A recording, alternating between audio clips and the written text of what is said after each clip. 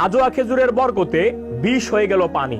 খ্রিস্টান ধর্মাবলম্বীদের সঙ্গে অনুষ্ঠিত এক শান্তিপূর্ণ বিতর্কমূলক আয়োজনে চ্যালেঞ্জ গ্রহণ করে জনসম্মুখে ইঁদুরের বিষ পান করার পরও বহাল তবিয়তে সম্পূর্ণ সুস্থ আছেন বিশিষ্ট ইসলামী স্কলার শেখ আসরার রশিদ। রসুলের সবচেয়ে বেস্ট পছন্দের খাবার নাম ছিল খেজুর। আমার রসুল বলে খেজুর তোমরা বেশি খাবা, বেশি করে তোমরা আজোয়া খেজুর খাবার। রসুল কেন?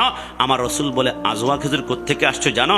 যখন আমার একজন সাহাবী হযরত সালমান ফারসি, সে যখন একজন ইহুদির কন্ট্রোলে ছিল, ইহুদি বলল তোমাকে আমি সেই দিনই মুক্ত করব যেই দিন তুমি ওই ক্ষেতের মধ্যে খেজুরের দানা রোপণ করে গাছ বড় হবে, গাছ থেকে ফল ধরবে, ফলগুলা মিষ্টি হয়ে পাকবে, কালো হয়ে যাবে, ওই দিন থেকে তোমাকে আজাদ করব। টার্গেট হচ্ছে সে এরকম গাছ উঠাতেও পারবে না, ফল পাকাতেও পারবে না, অনেক বছর চলে যাবে, মুক্তি দিবে না। কিন্তু সালমান ফারসি রসুল্লাহ সামনে এসে যখন বললো, আমার রসুল বলে চলো মাওলা আলী, চললো সালমান ফারসি চললো। আমার রসুল সেই ক্ষেতের মধ্যে গিয়ে রসুল দেরি না করে বলল, হে মাওলা আলী তুমি গর্ত করবা, আমি খেজুর দানাটা ঢুকাবো, আর সালমান ফারসি তুমি শুধু পানি দিবা, পিছনের দিকে তাকাবা না। সবাই যখন এরকম করতে করতে গোটা ক্ষেতের মধ্যে মাওলা আলী গর্ত, রসুল দানা বিছাচ্ছে, রোপণ করছে, আর হযরত সালমান ফারসি রাদিয়াল্লাহু তাআলা আনহু পানি দেয়। তারা পিছনে যখন শেষ করে পিছনের দিকে তাকায় দেখলো সেকেন্ডের ভিতরে গাছ বিশাল লম্বা হলো, খেজুর সেখানে ধরে ফেললো, আর সে খেজুরগুলা পেকে পেকে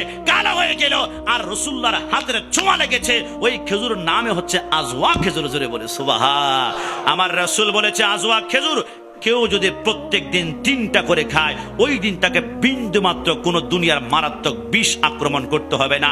তুরস্কে আজ থেকে 9 বছর আগে একটা ঘটনা আমরা সবাই দেখেছি, যে একজন মুসলমানদের স্কলার, তিনি ইহুদি বৌদ্ধ খ্রিস্টানদের পাদ্রীরা স্কলাররা বসে আছে, তিনি বললেন যে আমার রসুল বলেছে আজওয়া খেজুর যদি রেগুলার 3টে করে খায় বিষ আক্রমণ করবে না। তো তারা বলল ঠিক আছে, তোমার রসুল তো মিথ্যা বলো না, তো তুমি একটু খেয়ে দেখো তো। তিনি বললেন হ্যাঁ আমি রেগুলার 3টা আজওয়া খেজুর খাই, তবে রসুল যেহেতু বলেছেন বিষ আক্রমণ করবে না, রসুলের উপর আস্থা ভালোবাসা নিয়ে আমি বিষ পান করবো এখনই। এবার দুনিয়ার সবচেয়ে মারাত্মক বিষের বোতল তার হাতের মধ্যে দিল।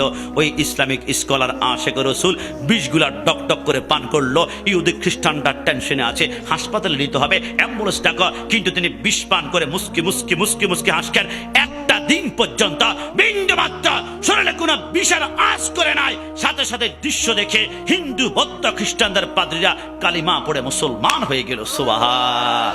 অনুরোধ করবো খেজুরটা একটু বেশি করে খাবেন।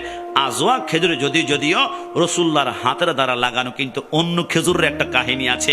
আদম সফিউল্লাহ জান্নাত থেকে বের হওয়ার পরে 350 বছর কেঁদেছিলেন। কিতাবের মধ্যে লেখে কাসাসুল আম্বিয়া, আদম সফিউল্লাহর চোখের পানি যেইখানে পড়েছে কিয়ামত পর্যন্ত আল্লাহ সেইখান থেকে একটা একটা খেজুর গাছ উৎপন্ন করবেন। জোরে বলে সুবহানাল্লাহ।